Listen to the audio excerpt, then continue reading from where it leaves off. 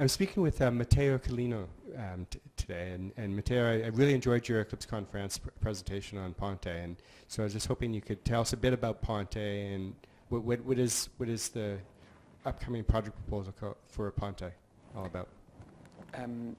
Ponte is about enabling developers and enabling M2M and web developers building solutions in an extremely quickly way. It's mainly about connecting device and exposing these real-world things like chairs, the camera on which this is filmed, or this board, whatever, to web developers.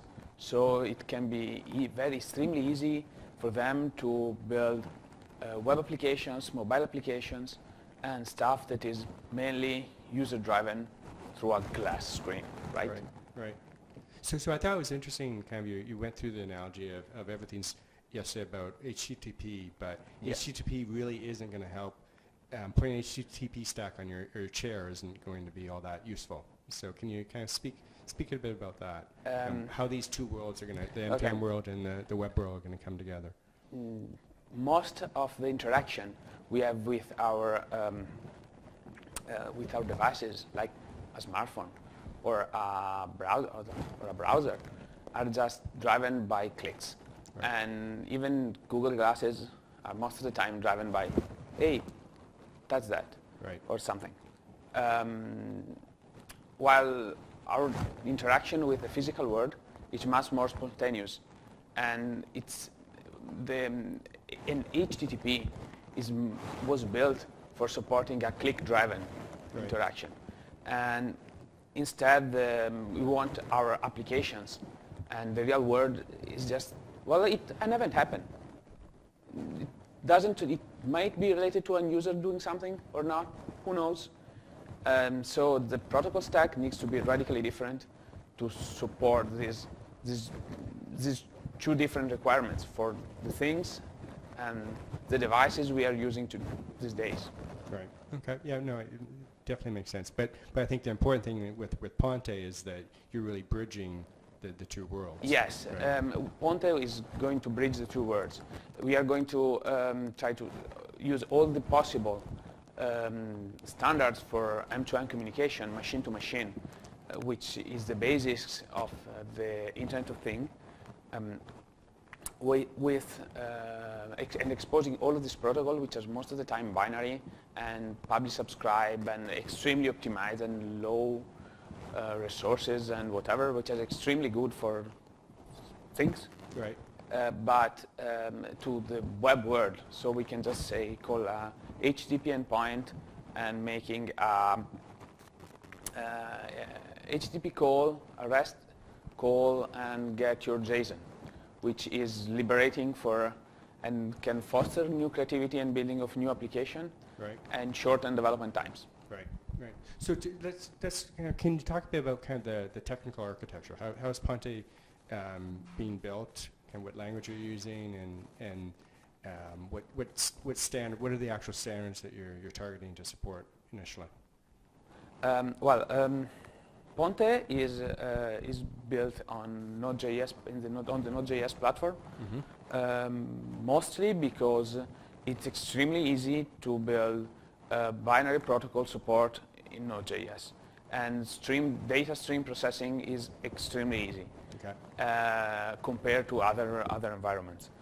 So it's really fast developing new drivers for the various Internet of Things and M2M protocols, because the support for them is not really, it's not in every language, it's not everywhere, and most of the time you might want to add, your own driver, to write your own driver. Right. Going to that, we are currently supporting MQTT, which is an industrial standard for M2M communication. It's been around for really a lot of years. 10 plus years, I think? 10 plus years, yes. And it's been optimized for low bandwidth communication, and it's a publish-subscribe system. Right. it's also going to be an OASIS standard, and which is kind of great. So it's well, it's supported even on commercial product. Right. On the other hand, we are going also to support the co-op standard, which is constrained application protocol, right.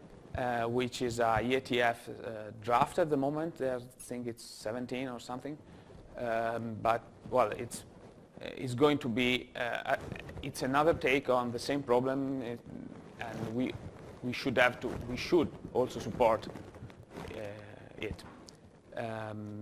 From another big problem we are going to take on Ponte is the data representation problem. Okay. Because you can exchange various formats, and in things, most of the time, you pay by the bytes.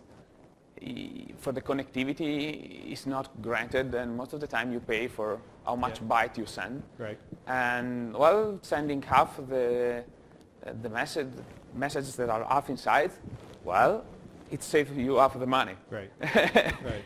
Which is kind of great. Yeah.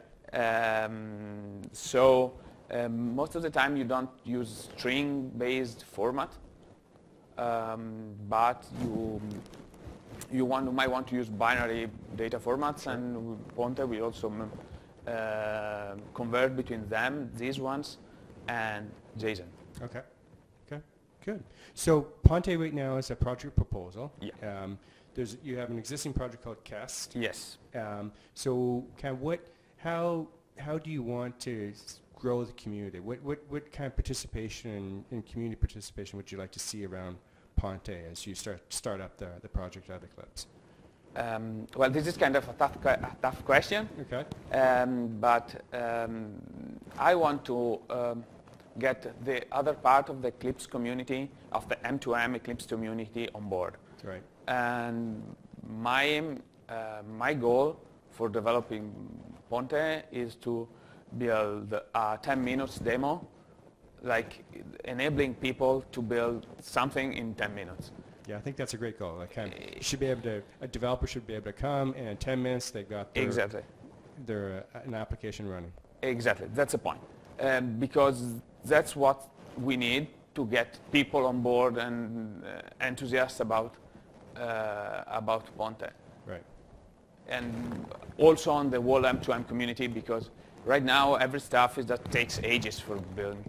It's a very complex world, isn't it? Exactly. So, and I think that's what's great about Ponte, is trying to simplify that world. So, well, that's great. And so, thank you again for the presentation at EclipseCon France.